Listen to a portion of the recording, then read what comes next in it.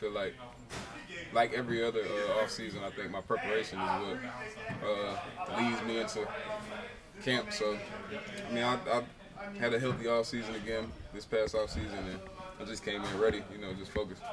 Team captain first time. What does that mean to you? I mean, it means a lot. I think everybody was kind of like laughing, joking, like you've been a cap, but just to get the title and get that C on my jersey is definitely meaningful.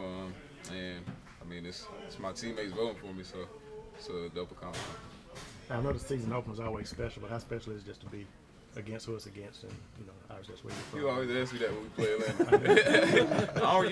I always tell you, like, I don't care about going home and playing. It's another game. Like, the opponent is faceless. I mean, the only thing that's different, I get a little smack talk from my people at home, but like I tell them, I'll tell y'all what I tell them after the game on Sunday. Have you found yourself being, I guess, more of a vocal guy? You did for 6 years. Have you been kind of tutoring the younger guys a little bit more? Or? I mean, I think you can ask any of these dudes, anybody, young, older, vet. Like, I mean, I give my 2 cents whenever I see something, but I mean, I'm more like intimate. I think more one-on-one. Like, I'll go up to a dude and pull him and tell him something. But I think everybody knows that. They know I'm not the most vocal dude. Like, but I talk when it's necessary for the most part. But I think it's been that since I've been here. Like, I kind of just, I feel like I lead by example. What would qualify as necessary to everyone? Necessary, they know, I think we set a certain standard. I think we say that every year, all of us. I think that's an echoing message. We set a certain standard in this locker room, on this team over the years, especially, I mean, since I've been here. So, when I feel like that level of, I guess, competitiveness or, grind kind of drops a little bit, that's when I get to, give my 2 cents. Is there anything you can or want to say about the court case pending? No. And is that would that No. mess with you going to London at all? No. How much of a distraction has that been, dealing with all that stuff? None. I'm going to answer football questions. So that's it on that. What's been just the dynamic of having DA just in charge now? Has that been for you any different, or is it pretty much just kind of the same status quo? It's cool. It's the same. I mean, I like DA. I mean, as a player, obviously I'm on the other side of the ball, but since I've been here, DA been cool. I think he about his business, straightforward. I mean, he demands every day out of his guys like the utmost, work, drive, push, like grit, everything. He demands that every day. So I think with him being the head coach, it's no drop off. It's not really any change. I mean, a couple scheduling things, but other than that, I think it's like we ain't miss a beat really. I think with DA at the head. Favorable schedule change? I said favorable schedule change? Yeah, some favorable, some just necessary.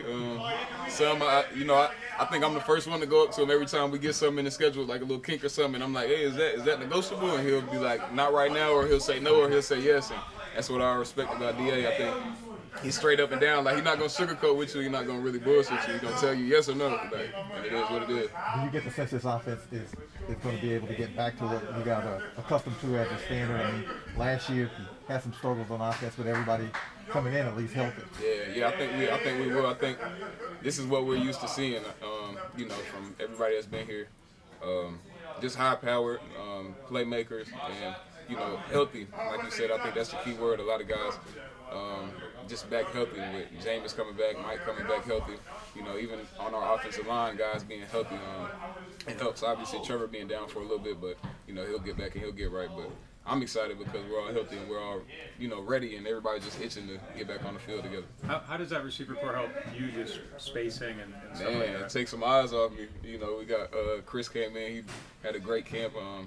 He's learning. He's smart already, I think, and he's hungry.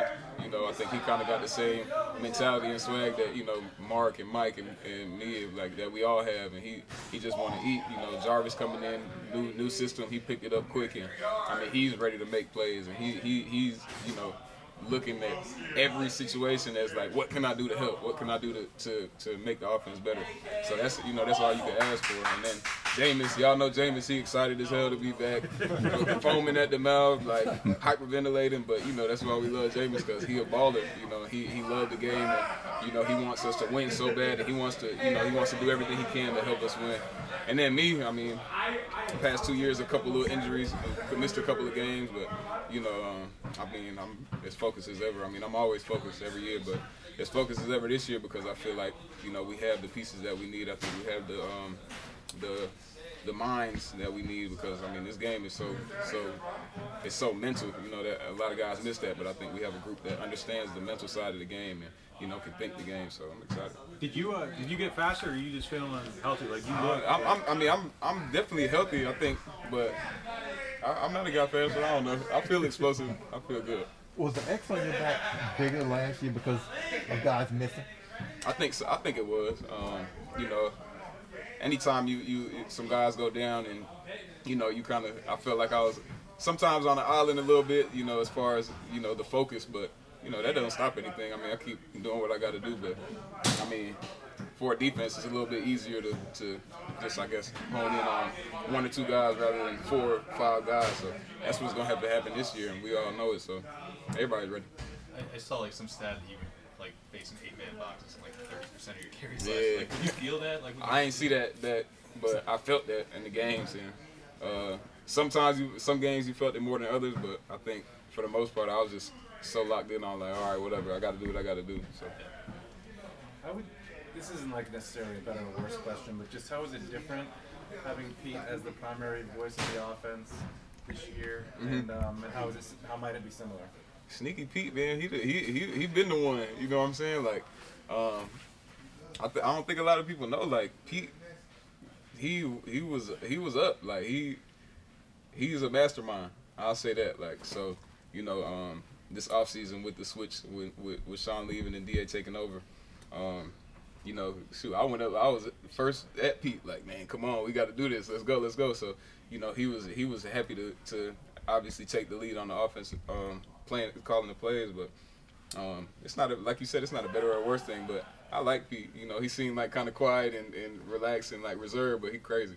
And he definitely. I think he takes pride in how he calls the plays with tempo, and I think he's like a graceful play caller, because I feel like he always knows what he wants to do. It's always setting up for something else. Good.